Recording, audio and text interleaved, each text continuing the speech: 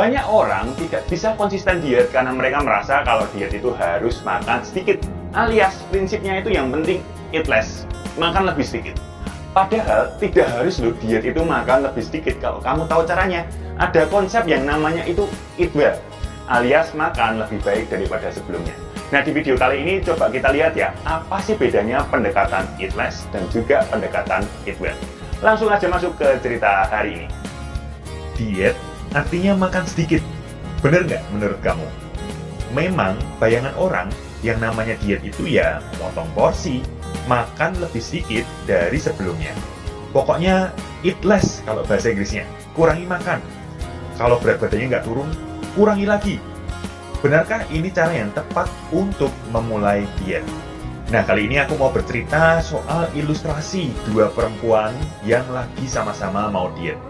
Cewek pertama namanya Ayu, dan cewek kedua namanya Desi.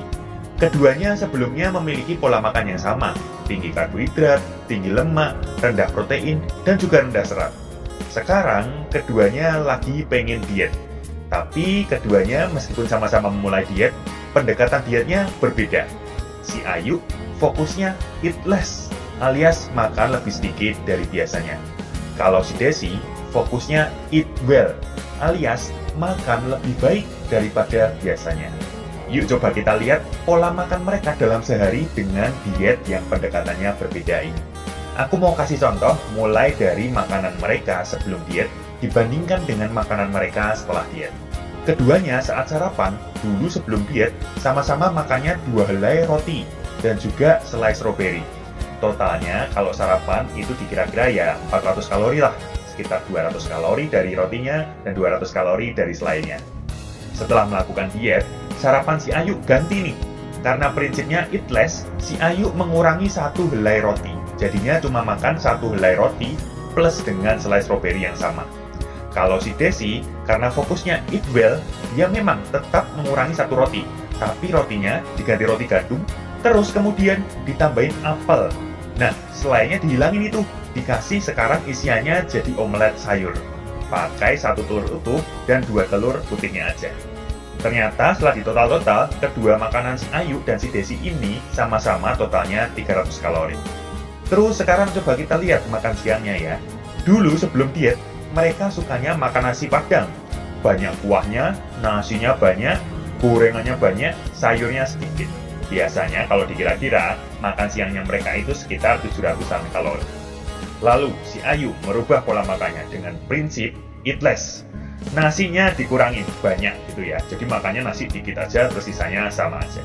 Kalau si Desi beda, karena prinsipnya eat well, dia ngurangin nasi tapi dikit aja.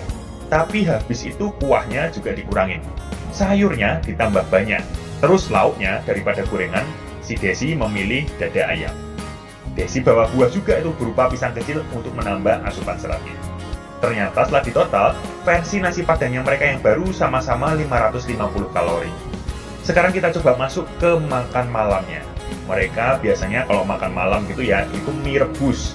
Nah, biasanya mie rebusnya itu 1 porsi dikasih telur ceplok plus es susu coklat.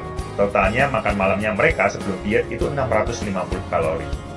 Lalu setelah diet, si Ayu yang prinsipnya eat less sekarang ngurangin telurnya. Nggak pakai telur aja deh, ngirit kalori. Kalau si Desi, malah telurnya ditambah lagi 2 putih telur. Jadi telurnya tambah banyak, proteinnya tambah banyak. Cuman telurnya nggak diceplok, tapi dicampur aja untuk mengurangi pemakaian minyak. Terus dicampur lagi sayuran agak banyak, dan minumannya nggak es coklat, tapi diganti air putih untuk ngurangin kalori dari minuman. Ternyata, makan malamnya sama-sama setelah diet menjadi cuma 550 kalori. Pokoknya ya, kalau dikumpulin semua makanannya, keduanya sama-sama memang berkurang kalorinya.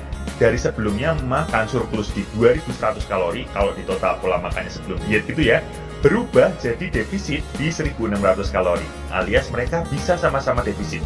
Tapi, meskipun sama kalorinya, ternyata porsi dan jumlah makanannya berbeda jauh loh.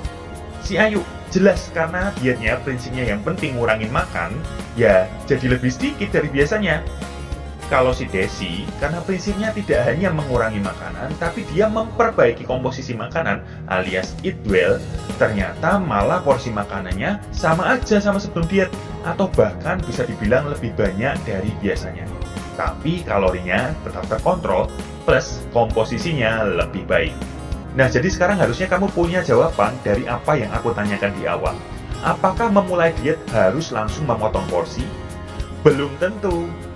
Jika kamu belum menerapkan beberapa hal berikut ini, fokuslah dulu mengeksekusinya sebelum langsung memulai potong porsi. Karena kalau kamu tidak mengeksekusi beberapa hal yang aku sebutkan ini, dan kamu langsung asal potong porsi aja, bisa jadi nanti kamu dietnya defisiensi zat gizi tertentu, alias kekurangan zat gizi tertentu.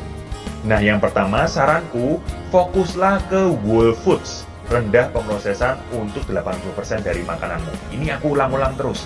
Whole foods artinya makanan yang semakin dekat dengan bentuk aslinya. Lalu yang kedua, udah aku ingetin terus juga, ubah komposisi makananmu agar lebih tinggi protein dan lebih tinggi serat dari sebelumnya. Lalu tips yang ketiga, switch makanan yang padat kalori tapi rendah gizi menjadi makanan yang padat gizi tapi rendah kalori. Jadi pinter-pinter milih makanan nih, pilih makanan yang gizinya banyak tapi kalorinya tidak terlalu banyak.